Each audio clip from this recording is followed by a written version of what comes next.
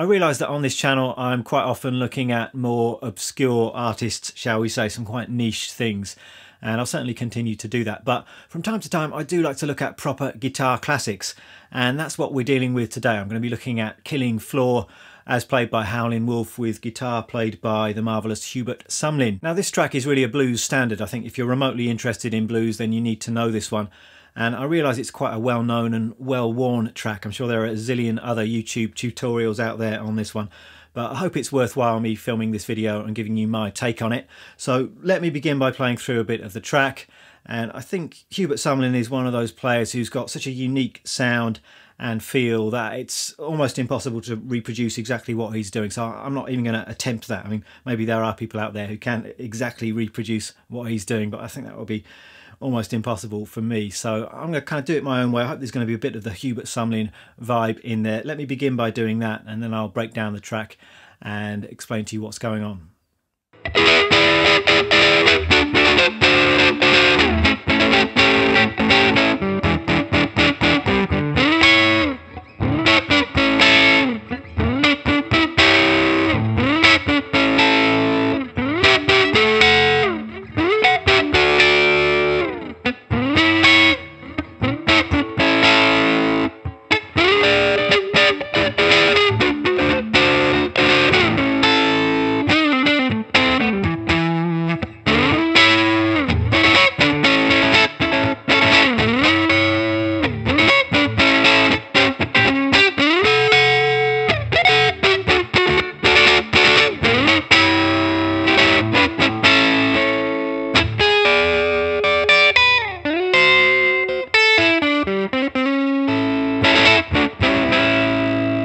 So there we go. This song originally came out in 1964, and obviously a hugely influential song. It's been played and covered by all kinds of different people.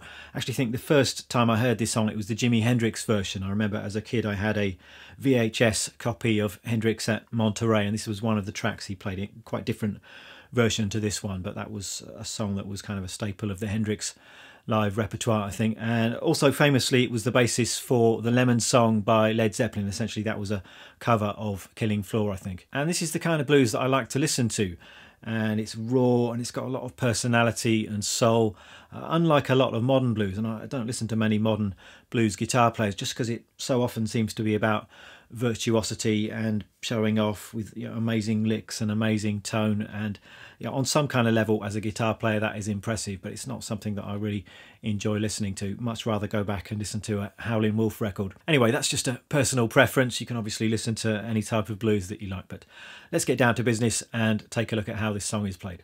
This one is a 12-bar blues in A, but we're starting on an E chord or an E7 chord, so starting on the 5 chord. And it's actually a relatively common thing in the blues. If you go to a blues jam session, quite often someone will call a tune, say blues in A, but take it from the 5 chord. And all that means is you're starting from the last 4 bars of the 12-bar cycle, and it creates a kind of a introduction. So with this tune, we're starting on the E chord, playing that for a bar. Then D chord, that's the 4 chord. And then we hit the 1 chord, and then bar of E7 to take it round to the top of the 12-bar cycle. And the introduction, as Hubert Sumlin plays it, goes something like this.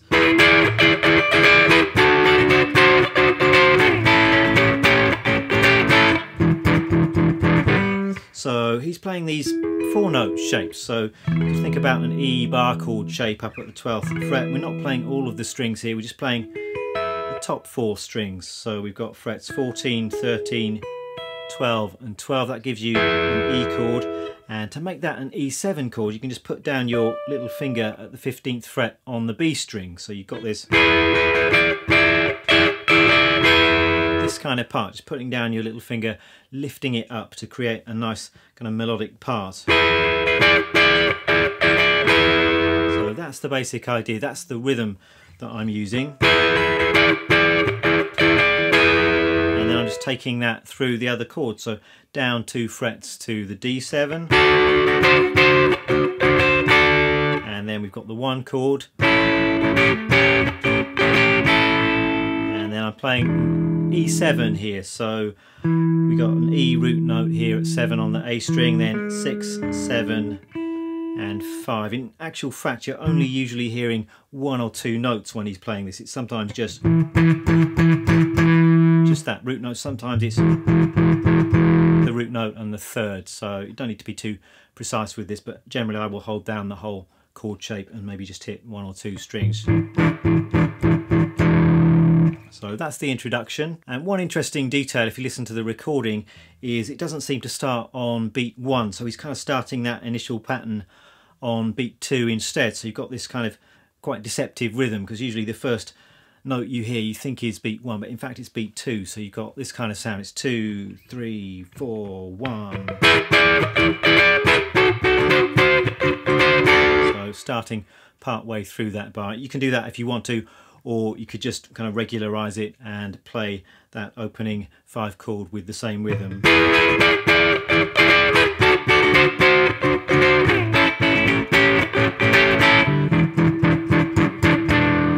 I just want to talk about a few ways that you can pick or articulate these riffs.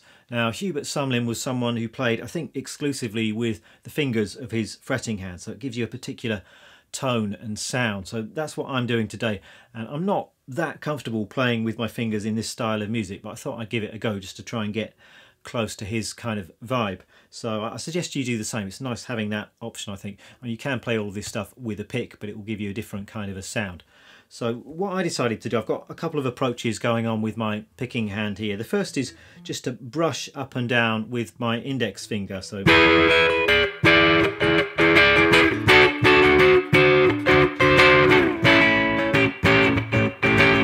really just very light touch with my index finger, just down and up.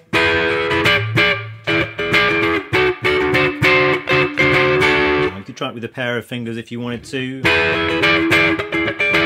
Doesn't feel quite so good for me, but it's what some people do. So that's option number 1. The other option would be just to use your thumb and brush up and down with your thumb. So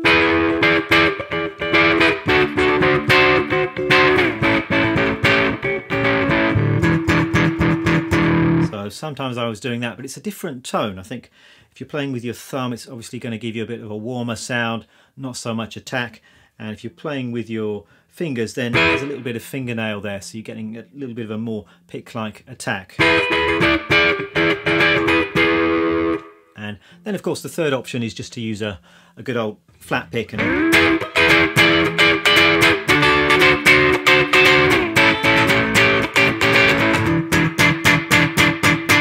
so that actually, I think, sounds really good, but it's just not the Hubert Sumlin kind of tone or sound. Let's move on to that iconic main riff of this tune. So a few ways that we can approach this, I think. The simplest way to think about it is it's double stops. It's actually 6ths played on the 1st and 3rd strings, and we're just taking that riff from the 1 chord to the 4 chords. So we're starting off on the 1 chord, which is an A chord, remember, and the riff is like that. So our first little 6th shape is this, so 9 on the 3rd string and 9 on the top string. Just sliding into that shape, coming down 2 frets, and then coming down to 6 on the 3rd string and 5 on the top string. That's the simplest way to play the riff. So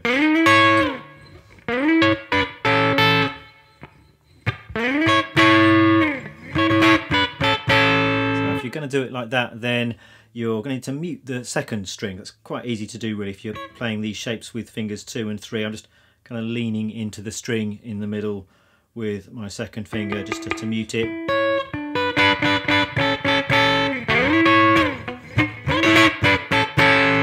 And you really want to be muting the lower strings as well. So I'm muting the 4th string, I think, with my 2nd finger.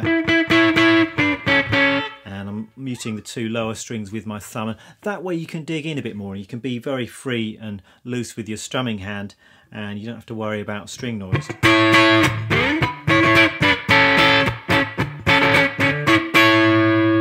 So, and that's part of the Hubert Sumlin sound, I think, as well. It's quite percussive. You've got some scratches and muted notes in there where it's kind of quite funky in its own way. Now that's the basic riff, but there are actually quite a lot of little details and nuances which you can bring in here. So the first thing that you might like to try is, instead of playing just a double stop for that first shape, you might bring another note in there, so the 8th fret on the 2nd string, and you've got a 3-note shape. And I can definitely hear that at times in this tune. And then for the 1 chord, again a 3-note shape will work, so a little A triad shape instead of just that 6th shape.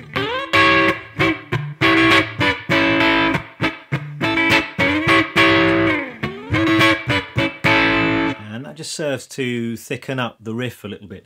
And really what's going on theoretically with this kind of riff, as I say, we're outlining the sound of the 1 chord or an A7 chord, and we've kind of got these 6ths taken from the key, and we're really hitting the important notes in the chord here, so the chord tone. So you can think of that first shape as coming from this A7 chord, so fret 7, 9, 8 and 9. We're playing the 5th and then the 3rd and the flat 7s in there if you want to. This little passing shape, and again we're coming down to chord tones here, so the 3rd, the 5th and the root. So it all works out nicely theoretically speaking. It's a very satisfying kind of sound.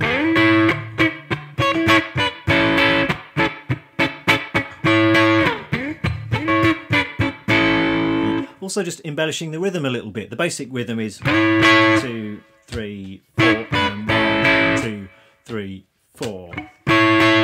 So you can start simple, but there are all kinds of little additions to that and kind of funky little embellishments.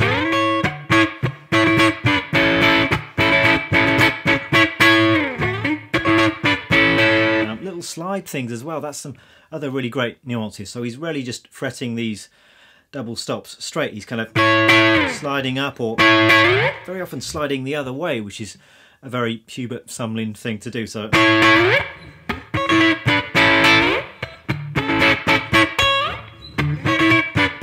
give that a try. That's quite a nice thing to do. Often you're always going to be sliding that way, but it sounds cool to sometimes go the other way. So that's the riff, and as you can see in here, there's a little bit more to it than you might think, so it's worth just having a play around with that, trying some different approaches to it, trying some different rhythms and ways of articulating it. But if we continue with the 12-bar structure, that opening riff fits the sound of the 1 chord, then we're headed to the 4 chord, which is D, and we're just transposing that riff, so taking it up higher. So starting up here at the 14th fret. Exactly the same riff there. And then back to the 1 again.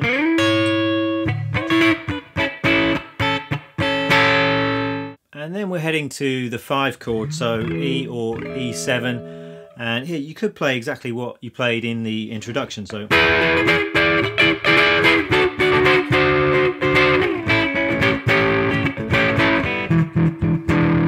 that's going to work, but if you listen to the original recording, it's slightly different each time it comes around. Sometimes it's more strummy, sometimes it seems to be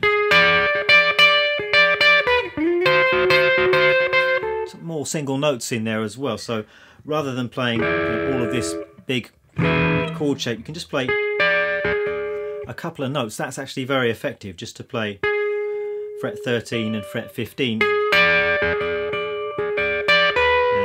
That gives you the essence of that 7th chord sound in just a double stop. So you've got the important notes really. You've got the 3rd and the flat 7. That little tritone shape is very useful when you're playing 7th chord. So you could just go.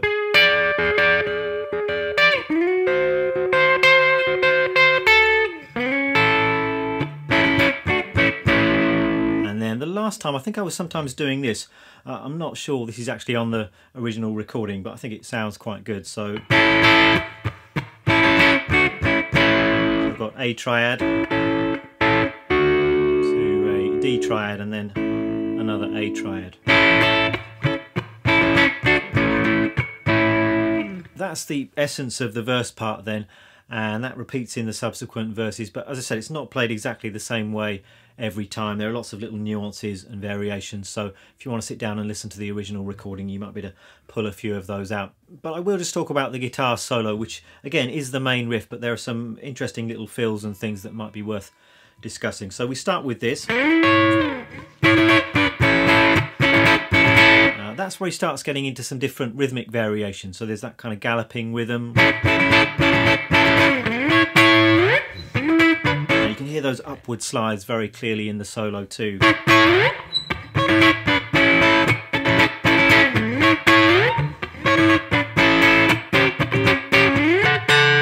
Taking that to the 4 chord, the same thing. Back to the 1. Then we're heading to the 5 chord, and we've got more of these double stops. So we had these previously, and I was playing them up here on the B and G strings, but in the solo I've got a feeling he might be playing on the top 2 strings, and you've got an option. It's the same pair of notes, so a G sharp and a D, you could play them here at frets 9 and 10 on the top 2 strings. So 9, 10, coming down to 7, and then the same idea 2 frets lower, which is fitting the 4 chord. And then just a little kind of pentatonic feel at the end. So I've got A, E, D. You can hear an open string in there. I'm resolving that to an A triad. So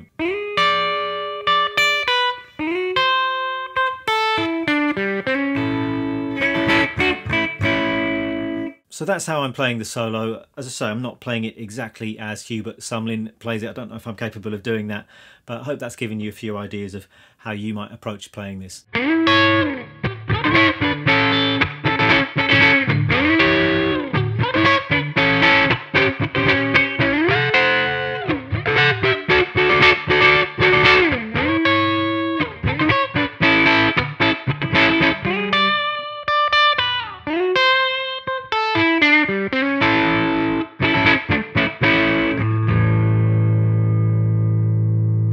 So there we are, that's roughly speaking what's going on.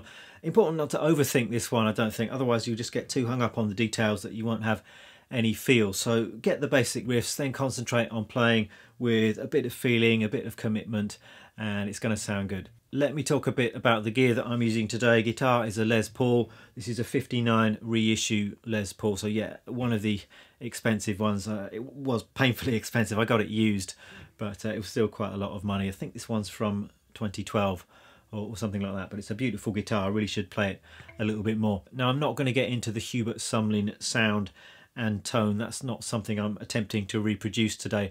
I'm not really that knowledgeable about how he got his sound and the kind of gear that he used. There is quite a lot of good information online if you want to do a search, if you're super interested about that kind of thing. But he has got a very distinctive and unusual sound. I'm not sure how much of that is based on the specific gear he used. I dare say a lot of it is just in his attack, his approach, his particular fingerstyle way of playing. He's probably one of those players that could sound great no matter what type of guitar he was using. And if you look at photographs or live footage, he uses a whole range of different guitars, from Les Pauls to Strats through to other guitars which I can't identify. I'm just trying to get a decent sound which works for this tune. I'm not trying to reproduce the sound you hear on the recording. So as I say, guitar is the Les Paul, and the amp I'm using today is my Fender Deluxe. And I'm using one pedal as well, and that's the small speaker overdrive from Great Eastern Effects. And I've used this and I've spoken about this before. It's a great sounding overdrive pedal, really focused sound. I like the high end on this, the way it kind of cuts through without being harsh. And the way it breaks up is really unique as well. I think it works really well for these kind of vintage blues kind of sounds. So there we have it. I will of course be tabbing all of this out and putting it up on my Patreon page for the benefit of my lovely patrons. And if you're not yet a lovely patron and would like to become one, then there'll be a link underneath this video. And I run my Patreon page on a pay what you like basis. So obviously most people are paying, you know, $100, $50 a month. But if you want to pay a little bit less than that, then I'll be cool with that. That's going to be up to you. Thanks a lot for watching. I'll see you next time. Bye bye.